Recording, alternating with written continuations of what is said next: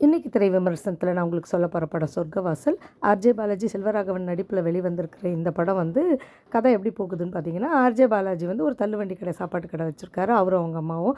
அவங்க அம்மா வந்து இந்த கடையை கொஞ்சம் பெருசாக்கலாம் அப்படின்னு யோசிக்கும்போது, சரி இன்னும் லோன் வாங்கலாம் அப்படின்னும் போது, ஒரு ஆள் வந்து நான் உங்களுக்கு லோன் வாங்கி தரேன் அப்படிங்கிற மாதிரி வந்து இவங்களோட வந்து சேர்வார்.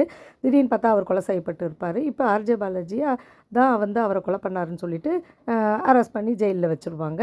இப்போ ஜெயிலில் நடக்கிற கதையை காட்டுப்பாங்க. அங்கே சிக்கான்னு ஒருத்தர் இருப்பான். அவன் வந்து பெரிய ரவுடி. அது யாருன்னா செல்வராகவன். ஸோ ஃபுல்லாக ஜெயில் கண்ட்ரோலே சிக்கா கண்ட்ரோலில் இருக்க மாதிரி காமிப்பாங்க. அப்போ அங்கே ஒரு புது எஸ்பி வருவார்.